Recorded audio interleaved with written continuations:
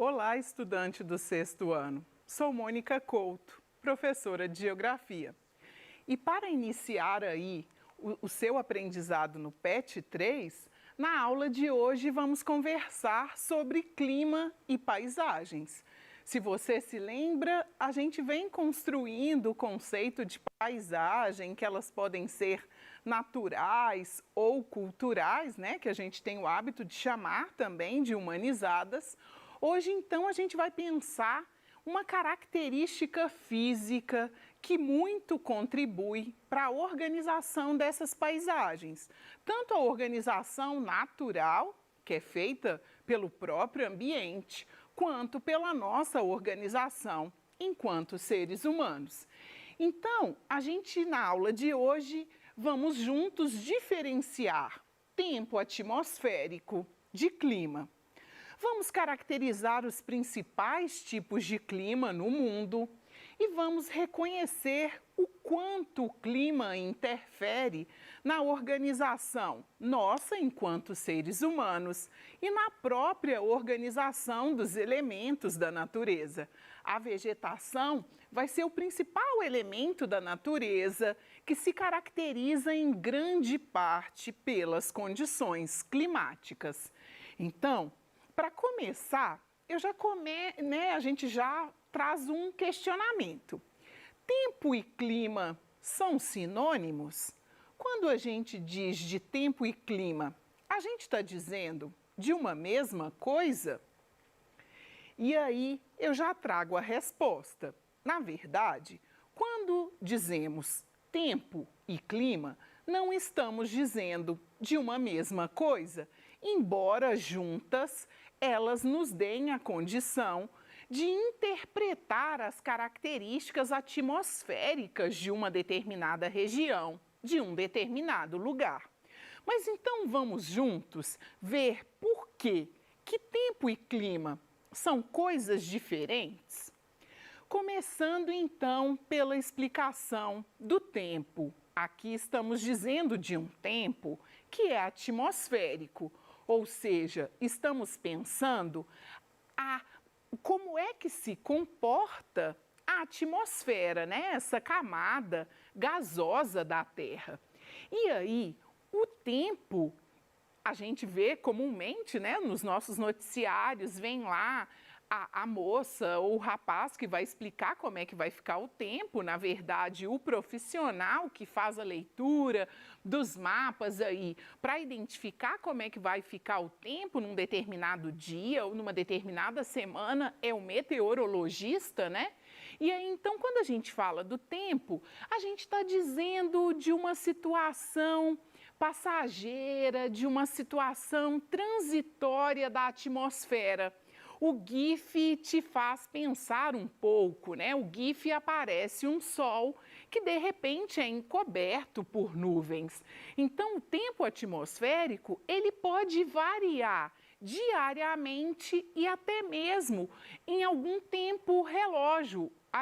E até a mudança pode ser até horária, às vezes com diferença de 2 horas. A gente que tinha um tempo ensolarado, de repente ele passa por um tempo nublado. Então, é a mudança nas condições atmosféricas, que geralmente estão associadas ao deslocamento de massas de ar.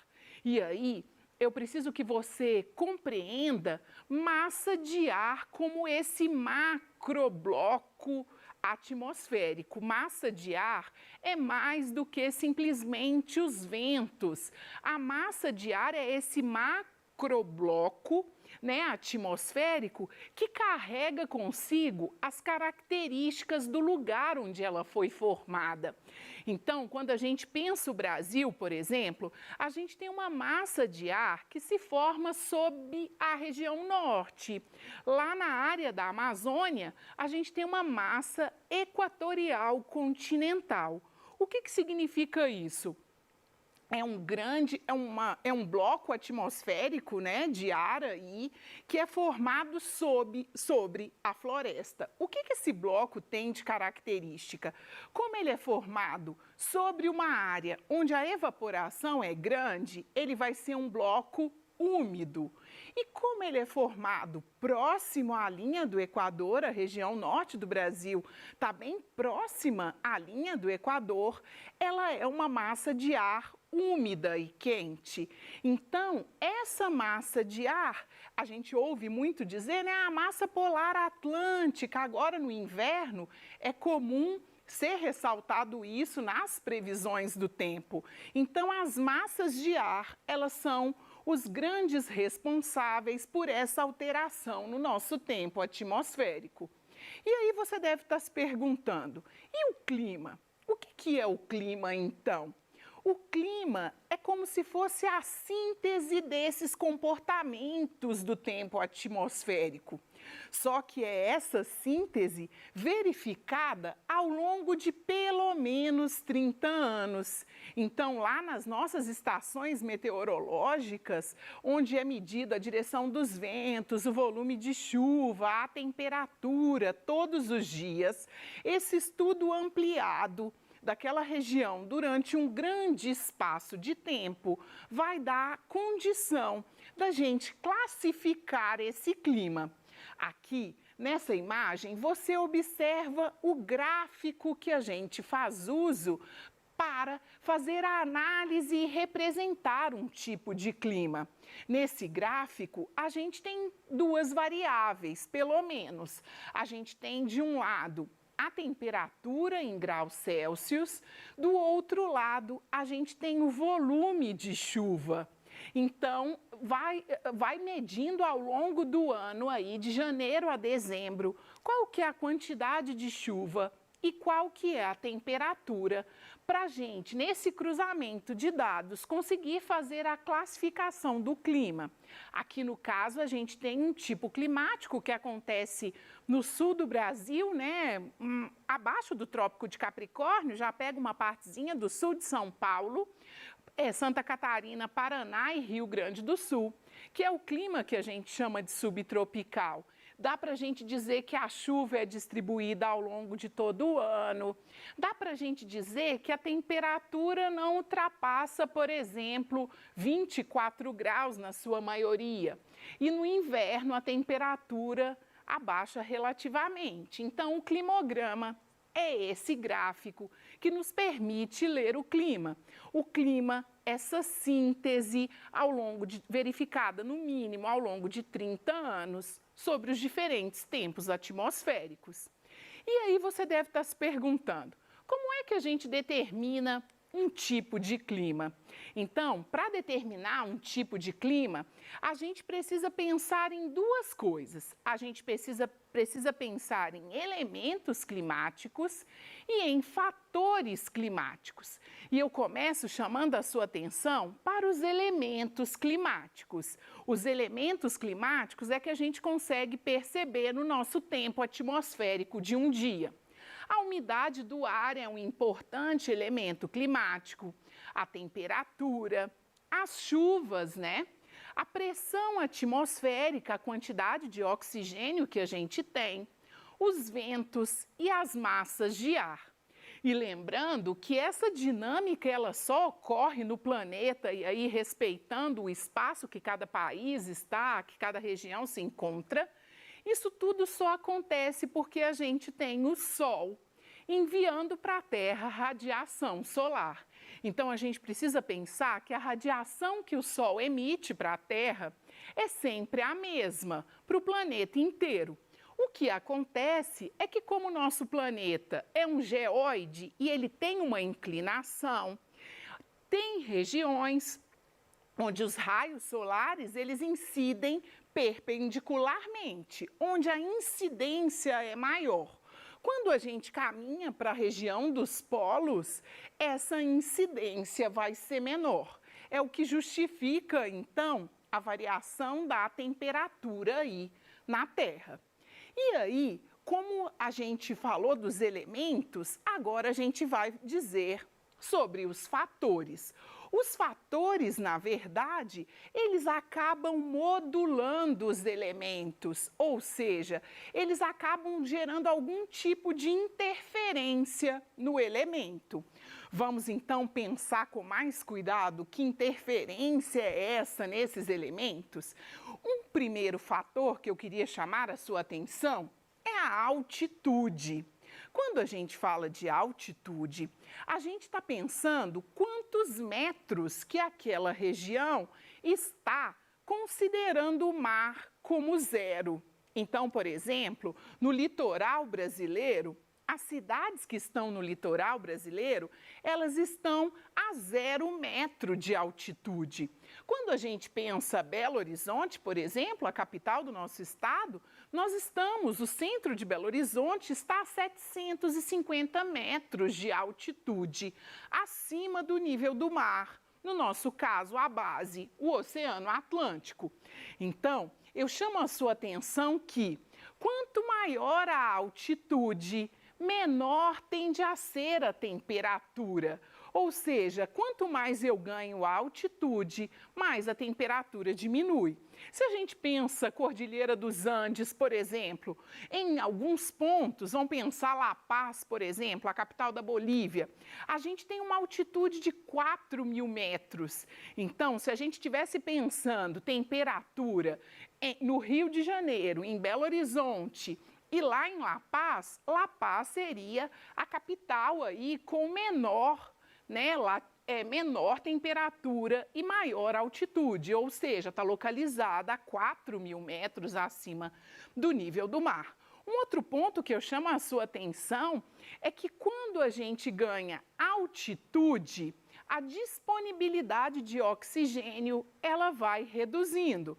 É uma redução pequena. Se a gente pensa do Rio de Janeiro, Copacabana, por exemplo, para Belo Horizonte, a redução não é tão significativa. Mas se a gente pensa Copacabana, Belo Horizonte, comparado com La Paz, a gente vai chegando a La Paz, você vai perceber que é mais difícil respirar. A quantidade de oxigênio, ela acaba sendo menor nas altas altitudes. Explica um pouco do sofrimento dos nossos jogadores, por exemplo, em competições da Libertadores, né? Quando você tem a sensação de cansaço, quando eles chegam mais antes lá naquela região para ambientar e dar conta dessa diferença. Então, tanto a temperatura vai ser menor quanto a pressão. A latitude, se você observa comigo a imagem aí do globo, a latitude, então, é a distância de qualquer ponto da Terra, tendo como referência a linha do Equador. Então, quanto maior a latitude, ou seja, se eu caminhar para o Polo Norte ou para o Polo Sul, mais a temperatura vai diminuir. Aqui fica claro porque nosso planeta é um geóide. Os raios solares, eles chegam na mesma quantidade, mas a intensidade, devido à inclinação, faz com que determinadas regiões recebam uma maior intensidade, que é o que a gente chama de zona tropical. E da zona temperada para a zona polar, essa intensidade vai diminuindo pela esfericidade da Terra. Então, quanto maior a latitude, ou para norte ou para sul, menor é a temperatura. Um outro ponto que eu quero chamar a sua atenção é a continentalidade e a maritimidade. Aqui a gente está dizendo, áreas mais próximas aos oceanos, elas tendem a ter maior umidade do que as áreas mais distantes dos oceanos. Outros fatores climáticos são a presença da vegetação, se a gente pensa floresta amazônica, a presença da vegetação regula um maior volume de água, de evapotranspiração, ou seja, as plantas perdem água para o ambiente, o que favorece a incidência de chuva. Então, existem outros fatores climáticos. E aí, aqui, eu trouxe um mapa, um planisfério dos climas, e aí eu vou chamar a sua atenção para a partezinha de baixo, esse planisfério menor, que traz as 3 zonas climáticas que a gente tem, pensando a incidência de raio solar no planeta. Então, o nosso planeta é dividido em zona tropical, entre os trópicos de Câncer, no hemisfério norte, e Capricórnio, no hemisfério sul. E a gente tem as regiões temperadas entre o trópico de Câncer e o círculo polar ártico, no hemisfério norte, entre o trópico de Câncer, de Capricórnio e o círculo polar antártico. E a gente tem as zonas polares, o norte da Rússia, a Groenlândia, uma partezinha lá dos Estados Unidos, bem no extremo, do Canadá, na verdade, bem no extremo, e uma parte do Alasca, que pertence aos Estados Unidos, e a Antártida. E aí aqui, para a gente pensar, então, um pouco desses climas. Quando a gente fala que no Brasil a gente tem um clima equatorial, não só no Brasil, mas no continente africano, a gente está dizendo de um clima que está próximo à linha do Equador. Aquela área onde o sol é muito intenso, onde a gente tem um volume grande de evaporação e a gente tem abundância de chuva. Então, aqui tem uma imagem lá do estado do Amazonas. Quando a gente fala de clima tropical, a gente também está dizendo de climas que estão nessa área entre os trópicos, a área de temperatura mais elevada. Só que devido à posição em relação ao oceano ou ao continente, no clima tropical já há alternância de verões quentes e chuvosos, invernos secos com temperaturas amenas. Aqui eu trouxe uma imagem de uma praia nordestina para a gente pensar a ocorrência do sol aí nessa região.